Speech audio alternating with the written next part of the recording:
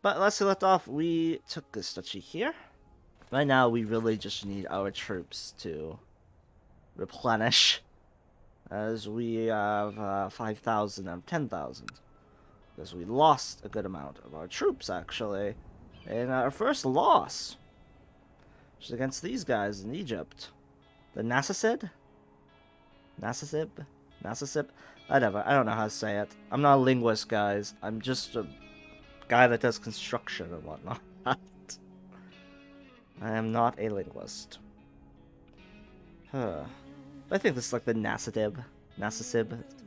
Whatever, how many times am I gonna say it wrong? I don't know. Huh. Now, it's been a while since we played, so I'm kinda lost. I know we want to make a great work, though. And it's very fast, which will lag my computer, and I don't feel like that happening. Not particularly.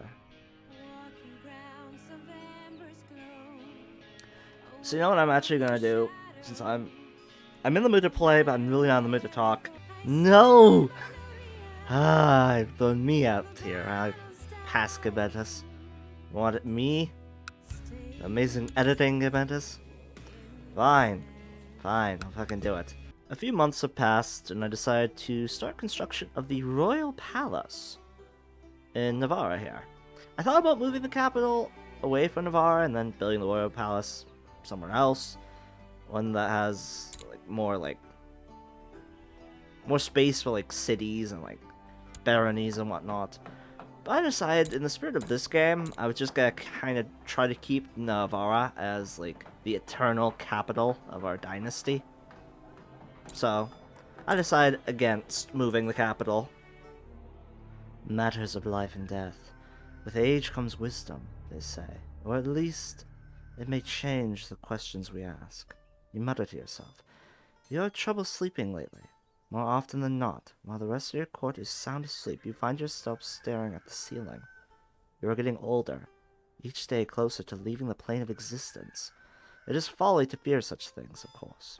Yet you can't keep the feelings at bay. Didn't you used to dream of grander things? What about you carving your own path? What happened to your ambitions? You sit up straight in your bed. This is ridiculous. You are the ruler, perhaps. Your counselors have an idea. If anything else, it might ease your trouble sleeping.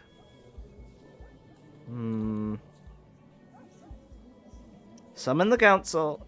I'm not content. A meeting of the minds. Your council convenes, and faces of your advisors speak of confusion. Why are we here, my lady? It comes with a hint of concern. You sit down, and the suspense is almost tangible. As you leave the question hanging in the air, finally you speak without disclosing much of your current nightly restlessness. You convey the message eloquently enough. I want to discuss the concept of life and death, and I want to look into everlasting life. They nod. Slowly. So, what do you think?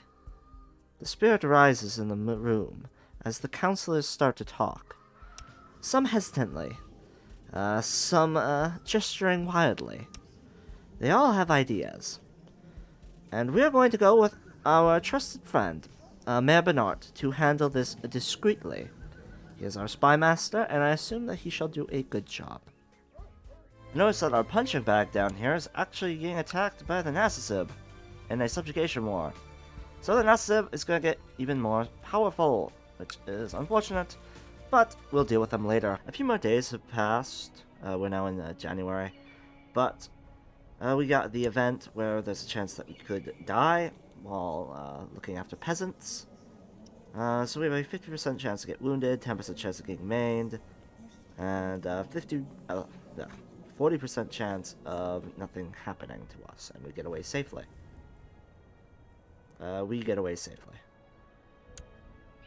And right afterwards, we get the event where we are seducing a handsome young guard. He follows me around like a puppy, a big muscular puppy. Yeah, well, we could have used you in the whole, peasants attacking me thing, and having to run away. Would have been nice to actually have a bodyguard back then. So I shall take you. You shall be my bodyguard lover. Strange man comes up to you and offers to tell you he sweat. Ah, well, give me a finger of St. John, eh? St. John the Baptist. Well, we gotta purchase that relic. I don't want to get cynical. That's fine. It's just another artifact for us to have. Promises in the dark. Your spy master finds you in the night, startling you awake. Sorry, master, but the walls have ears.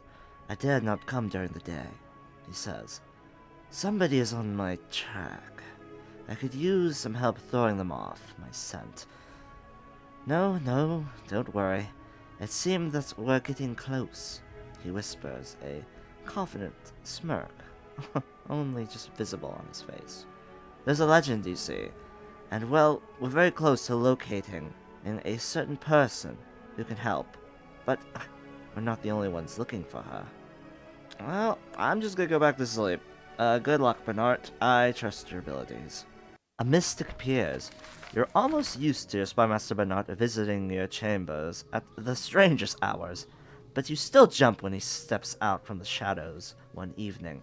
It wasn't easy, but we got something, my lady, he says calmly, as if clandestine meetings had been the norm for social interactions. You compose yourself before asking, what? Your voice not quite concealing your irritation. Perhaps you were foolish to investigate eternal life. You could be setting yourself up to be duped. Or so the whispers go. There's a mystic. She is something else, Bernard says, interrupting your thoughts. Should I bring her to you? Well, let's hear this woman out. And we shall see where this all goes for me in my quest for eternal life. An intriguing encounter. The old particular woman introduces herself as Cleopatra. At least that is what you think she said.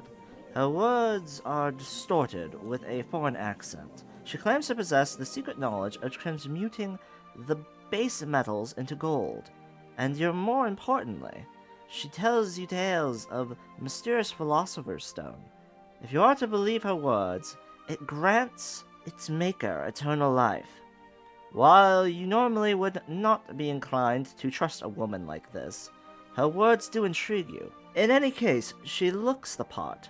Judging from her wrinkles and hunched back, she must be very old. But is she immortal? I will accept your teachings, Cleopatra. Eternal life shall be mine. A serious concern. Prince Haramel joins you after supper one evening. He initiates a conversation about the status of trade in the realm, but you notice that he seems distraught. You intercept Haramel and demand to know why he has sought you out.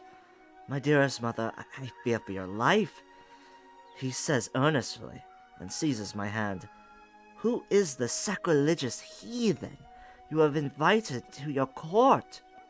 Her promises are sweet, I am certain, but she can't be trusted. Please, mother, allow me to find out her true motive before it is too late. Well, it's better to be safe than sorry. You can investigate, Haramel, and see what you discover. Trial of the body. Cleopatra explains that you need to obtain ingredients known as the 3 primes. The first, which is salt. I got fucking plenty of that.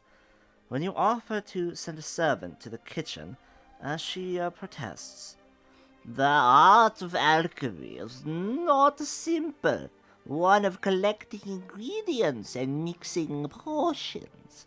In order to create Philosopher's Stone, you must also create a better self.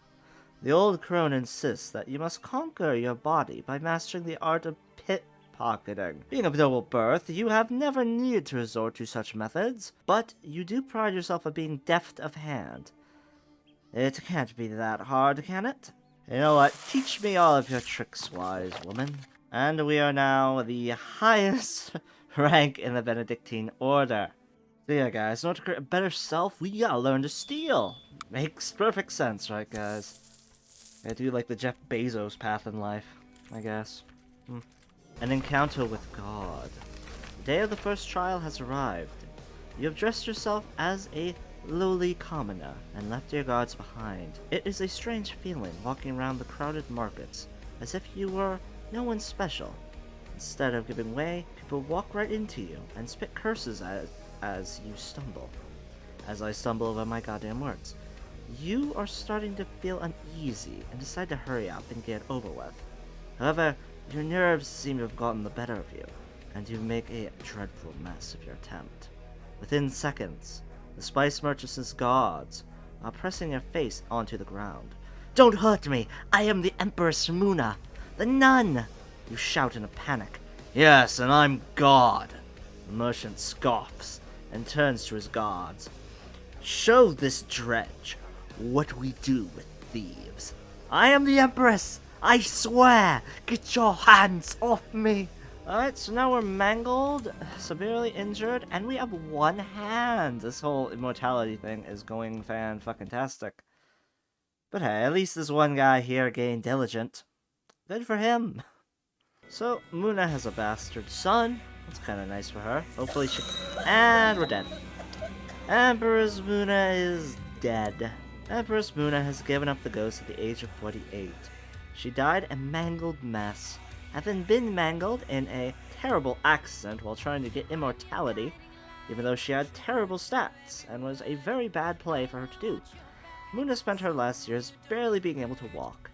Death has finally freed her soul from her crippled body, and now we're on to Emperor Haramel. Blessed with an abundance of friends, Haramel is likely to find strong supporters for his rule. Long live Emperor Haramel. Yeah, Muna really doesn't like us that much. And of course, increased council power faction in Hispania as a score, so it's 72%. Gonna have to deal with that, and it looks like we kept all of our land. That's very nice, didn't lose anything. It's good, we just lost 2 kingdom titles. Well, I mean, that just means, straight up, let's just... Actually, no, you're... Let's just kill you. You have 2. Actually, you have both of them. Yes, yes. But I'm gonna carefully plan people to kill my brother here. Well, people are in place to kill my brother, and we're going to get coronated by the Pope here. He wants 500 gold, but it's fine, I can pay that. It's really nothing that we can't make up relatively fast. So. And we are going to just have a dignified celebration. Just borrow money from the Jews to actually pay for it. I decided to give my son Haramel this duchy here, just so that he can hold it and I'm not over the domain limit. Yeah, still hate me, brother? Well, you're gonna die soon, so... Should be rather swift, hopefully. The assassins don't fail. Ah, man. And, we also failed a speech again. But we get the opportunity to gain 1 diplomacy. And I decide to take that up. Okay, this place has been converted. And we are now coronated. And finally, an emperor. Well, that's the sum up Empress Muna's run in life, huh? She was apparently blessed in the end. A large ceremony was held in her honor by the Pope to celebrate her life she lived. A virtuous example of a true Catholic. The Pope will write her name in among the pious Christians of old.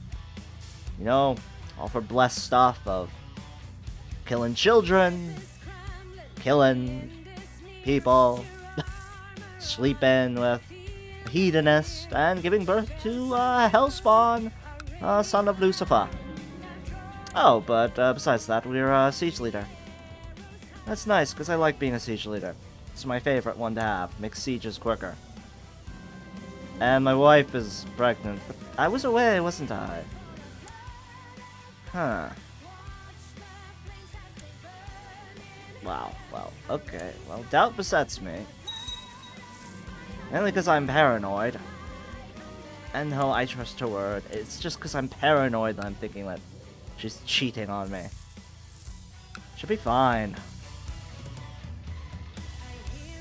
But yeah, guys, the Nassasib over here are massive.